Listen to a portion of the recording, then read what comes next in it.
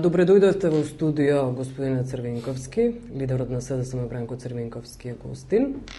Моето прво прашање, односно вашето излегување пред јавноста е прво по веста дека ги бойкотирате изборите и по шокантната вест која одекна како бомба дека Стефчо Јакимовски излегува од СДСМ, односно го исклучивте по неговото кандидирање со Милетич. Бевте ли шокирани вие со овој негов потек? Може би е прејак збор, нити мислам дека е македонската јавност толку шокирана. Се разбира се работи за неочекуван потек. Посебно затоа што се работи за личност која што е дел во изминатиот период на раководството на партијата, самиот учествуваше во донесувањето на одлуките, ги поддржуваше таквите одлуки кои што беа донесени на 2 седници на Централен одбор во проширен состав, без дискусија против или несогласување, за личност која што во изминатиот период и покрај тоа што беше дојдена од друга политичка партија, ја уживаше навистина поддршката, помошта, ангажманот на членството и симпатизерите на Социјалдемократскиот сојуз. И се разбира, од тие причини изненадувањето е големо, посебно затоа што се случи во последен момент. Мене беше јасно, ги имавме информациите дека во изминативе денови, да речеме недели, се прави една невидена кампања и притисоци од страна на актуелната власт, и директно и медиумски се правеше амбиент дека треба да се оди на изборите како независни кандидати, да се најде некоја партија што ќе го даде печатот и така натаму, што се покажа дека целата таа нивна машинерија успеа кај еден човек. Тоа е Стефчо Јакимовски, кои се неговите мотиви лични, јас не можам да бидам сигурен дали се работи на вистина за борба да се задржи таа градоначалничка фотелја, дали се некои други интереси, дали е притисок, уцена, не сакам да шпекулирам. Она што официјално беше соопштено од негова страна е дека тој мора да води сметка за граѓаните на општина Карпош, и тоа е легитимен. И службениците во општина Карпош. Меѓутоа да се разбереме, и граѓаните на општина Карпош и службениците на општина Карпош сигурно се заинтересирани во каква општина живеат, ама повеќе се заинтересирани во каква држава живеат. Да. И еден ваков потек од негова страна, всушност, значи,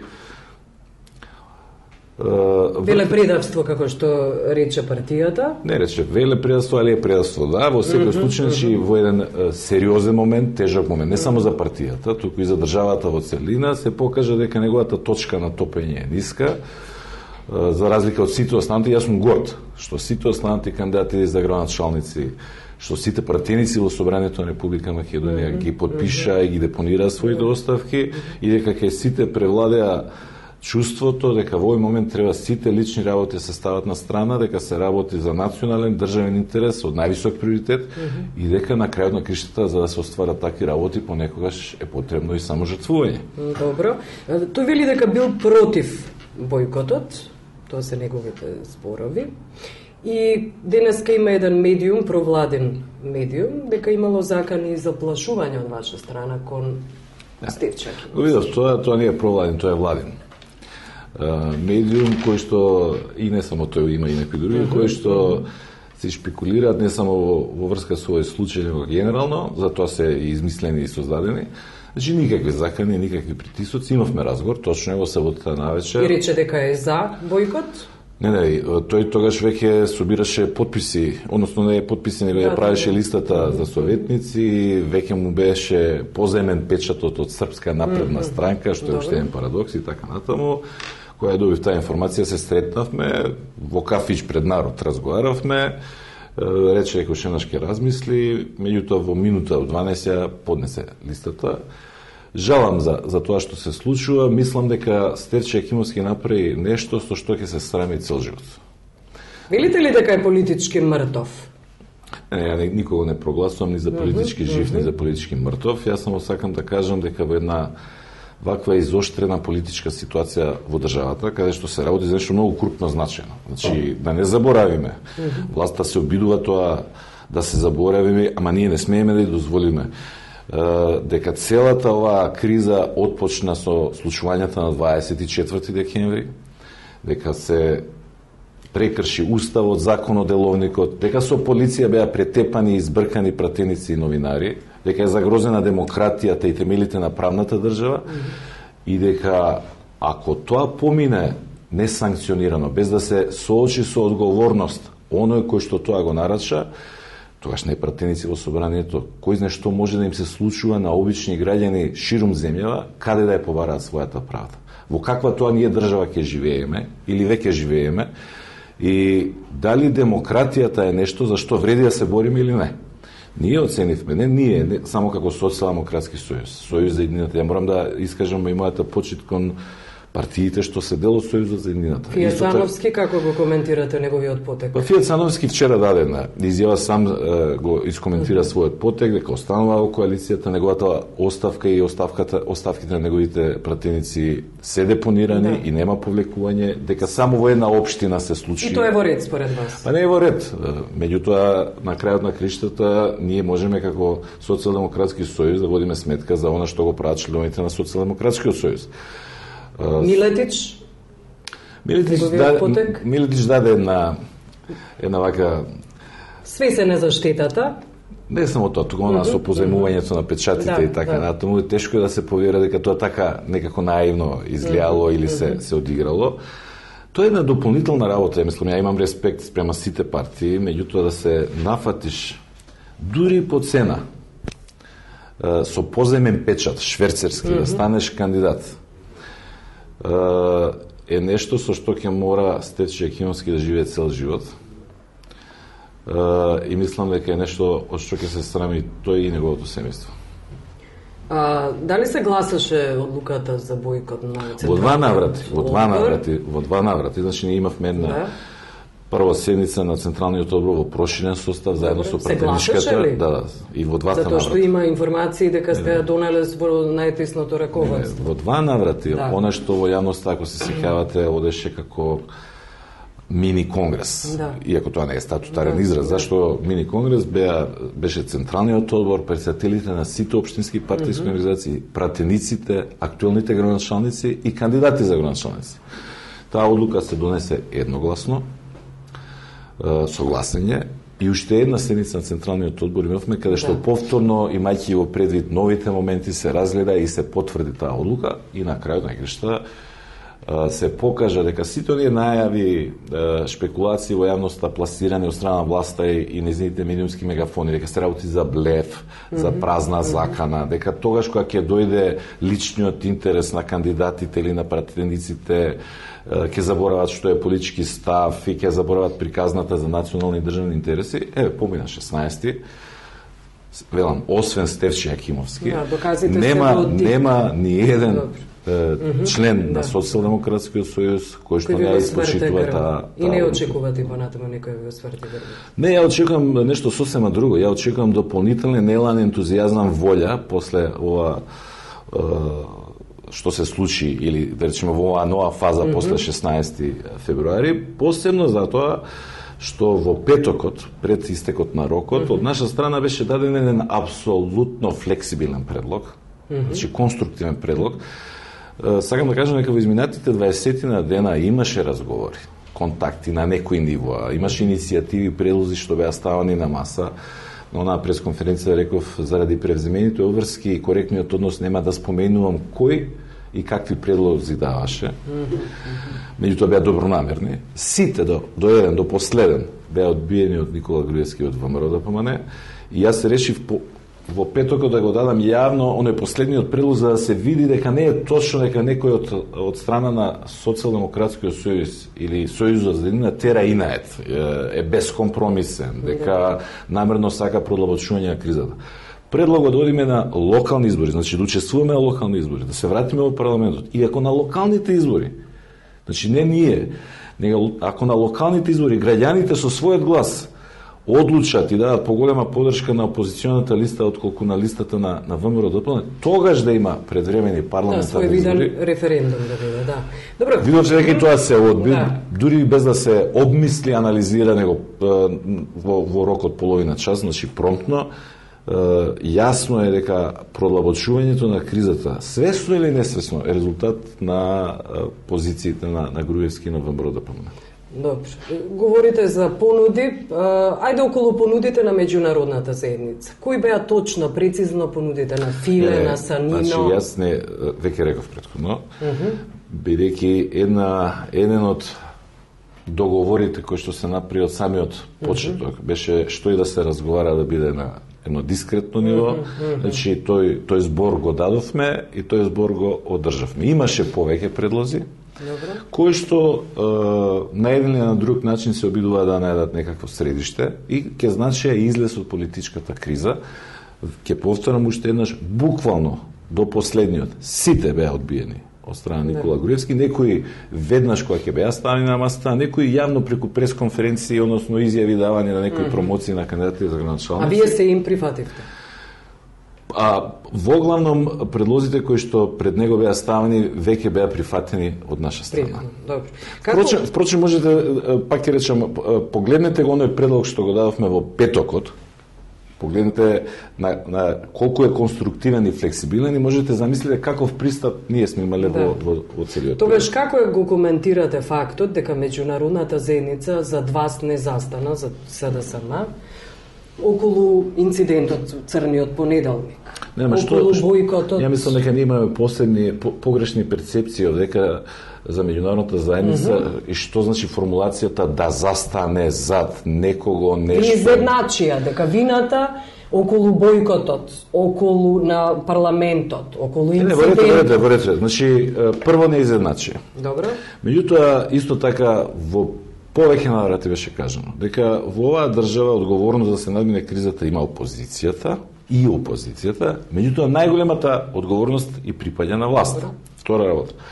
Беше јасно порачено дека ако не ја решите оваа политичка криза, не само што ќе добиете негативен извештај во Брисел, туку е сосема можно да изгубите и препораката, што би било прв пат случај во историјата на Европската Унија и процесот на проширување. И околу тоа не чувствувате вие одговорност?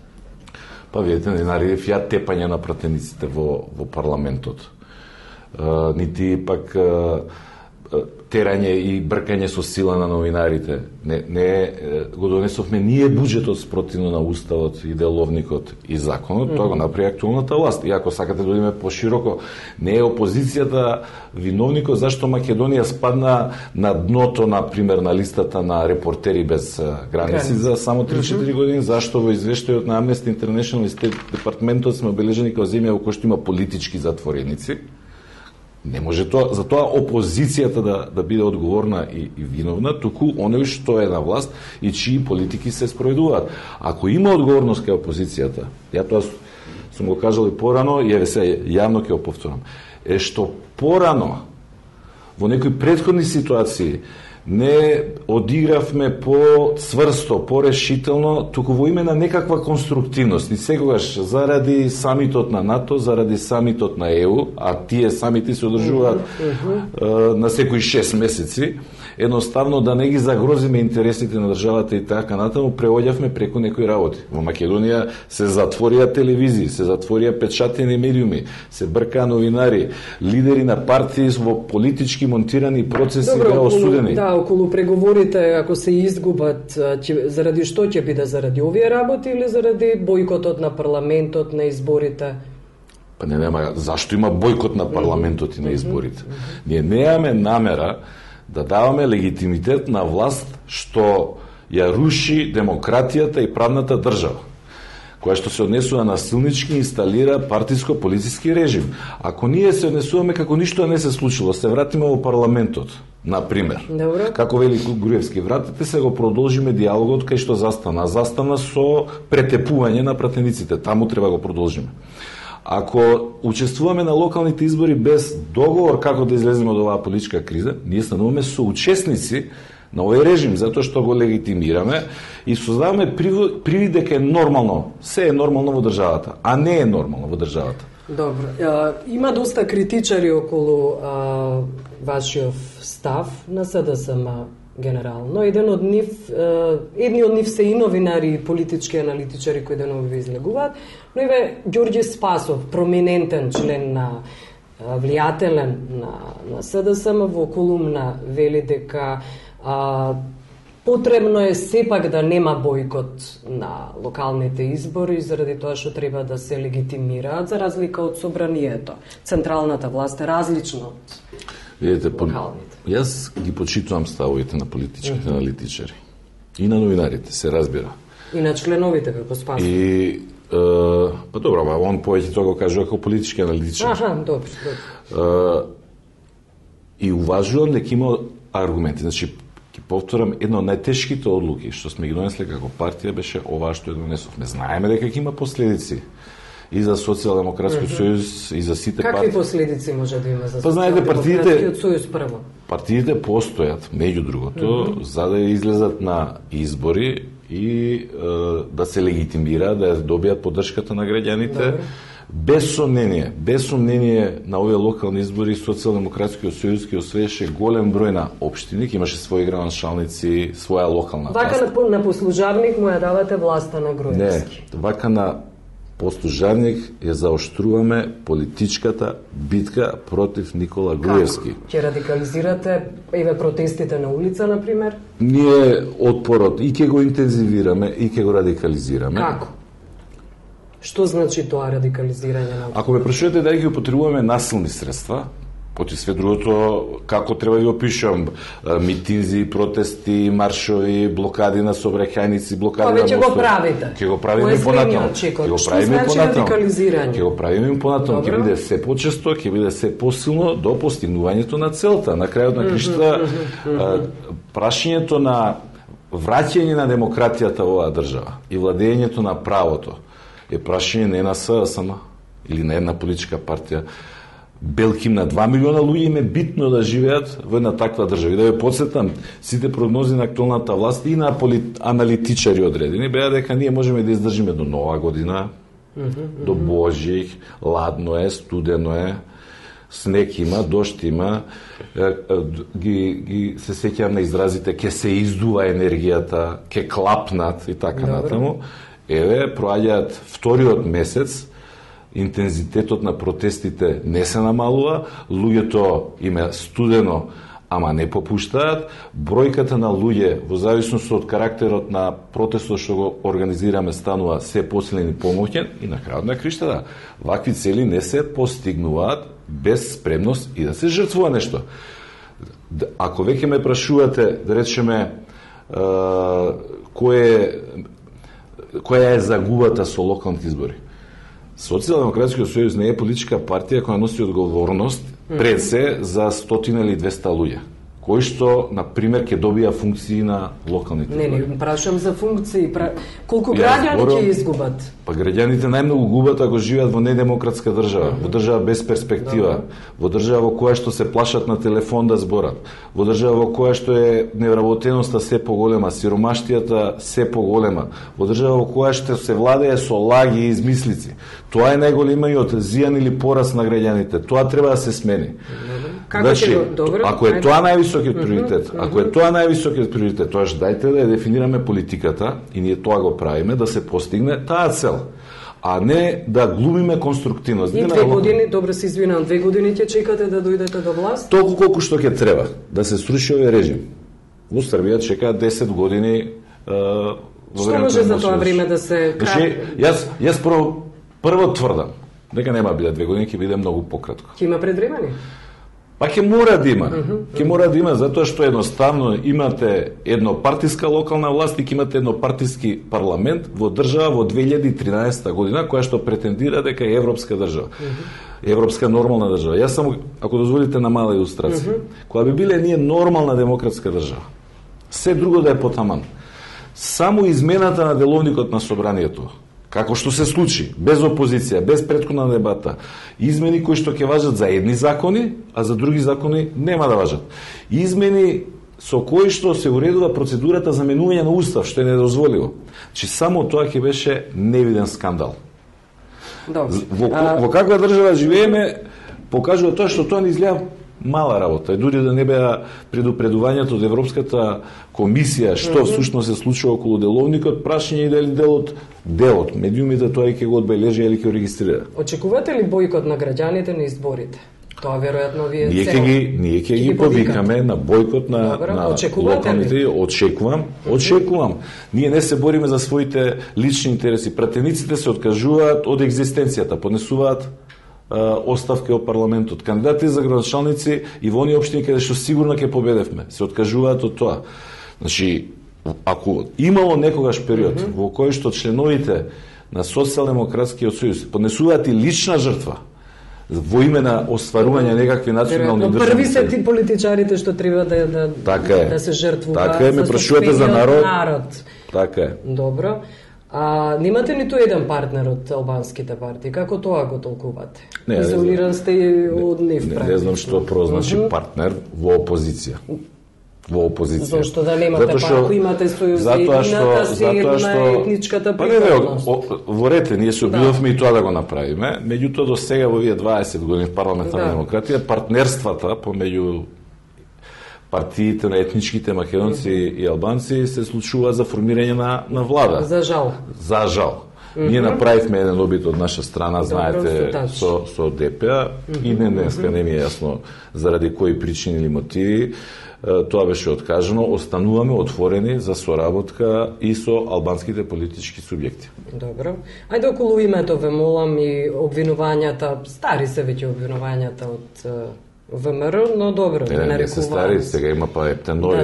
Добро, засилениот грк од Зорба, Самарас, ве обвинуваат. Национален херој во Грција и така натаму. Да, за предавство постојано. Што мислите? Дали е всушност овај показател дека Груевски сака каже дека нема шанси да дојде до некакво решение, се амнестира себе си и ве става на послужавање? Јас ќе ви кажам еден момент кој што до сега не го обелоденив нигде. Ексклузивно кај вас тоа ќе го направам. Значи во сите овие разговори во изминатите 20 на дена, бидејќи не директно, индиректно, слушнавме дека еден од аргументите зашто не треба да има предвремени парламентарни избори во 2013 година било да се даде шанса на процесот за решавање на спорот со Грција и дека ако има избори тоа ќе се поремети. Ја ќе кажам дека ставот на опозиција беше ако на вистина се деблокираат евроатлантските интеграции и ако Македонија на вистина стане членка на НАТО и ги почнеме преговорите со Европската унија, ние се откажуваме од барањето за предвремен парламентарни избори. Се откажуваме. Значи, воопшто заборавите. Заборавите дека било диктатура, дека... Не, има еден момент, уште поважен. А тоа е историски момент кој што треба да се искористи. Ако има шанса да се реши прашањето и да станеме членка на НАТО, ќе чекате уште 2 години. Ќе чекаме уште 2 години. На улица веќе не излегувате. Нема да излегуваме. Само како податок што е национален и државен интерес и што е одговорен однос кон национални и државни интерес. И тоа беше одбиено. Странците? И тоа беше одбиено. Џабе странците што ќе кажат кога на маса беше ставено или со странците? Кога познато име на сите. Тогаш зошто меѓународната заедница се однесува како да ве изолира, немате поддршка воопшто? Меѓународната заедница, ќе повторам уште еднаш, се однесува принципилно. Значи, они вака викаат.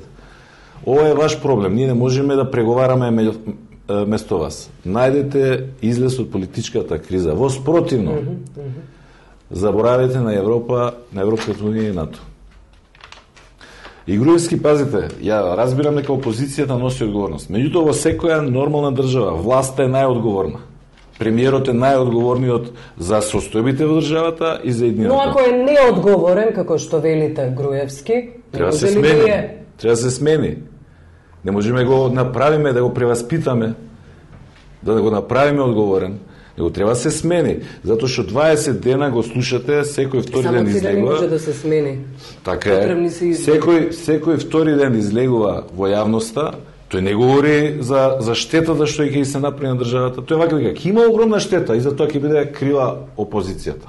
И како ќе биде крива опозиција? Одработува за Грција.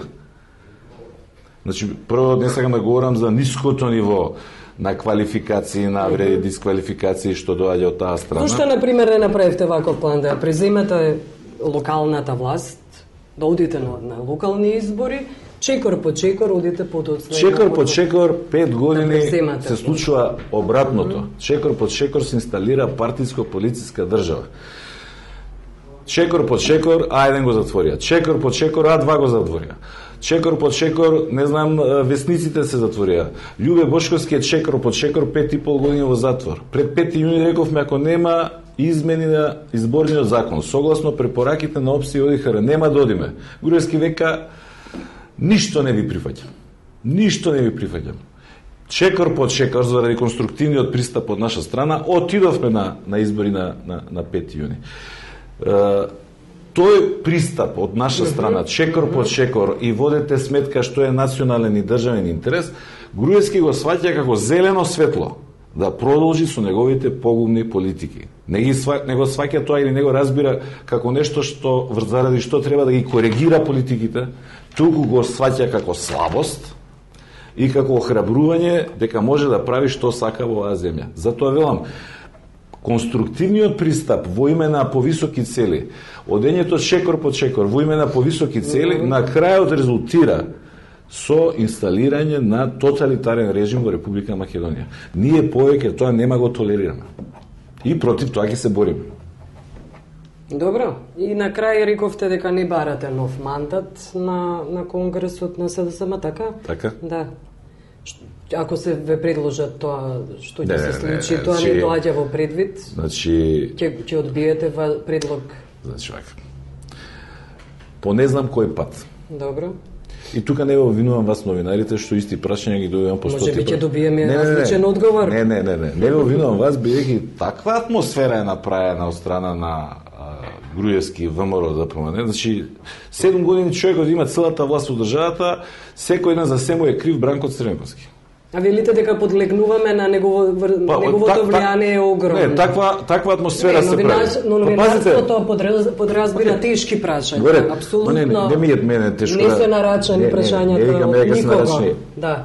Тоа прашање се држи постојано отворено и се тој не говори за самитот на ЕУ во јуни и што ќе биде за Македонија, говори за конгресот на СДСМ во мај. Тој не говори што да направи да биде добро за земјата, туку му бери гајле на Социјалдемократскиот сојуз како требал да се реформира. Значи да ви одговорам директно. Добро. Без разлика. Наследниот конгрес на Социјалдемократскиот сојуз нити ќе барам, нити ќе прифатам уште еден мандат. И затворена е темата и прашањето. Вие држите кохезијата, се гледа освен некои излетеве како Стефче Јакимовски, можна ли е кохезија таква со вашиот наследник? Па прво да ја кажеме на работа. Кохезијата не е абстрактна категорија. Не. Кохезијата... Но се покажа со претходните лидери дека е многу тешко одржлива.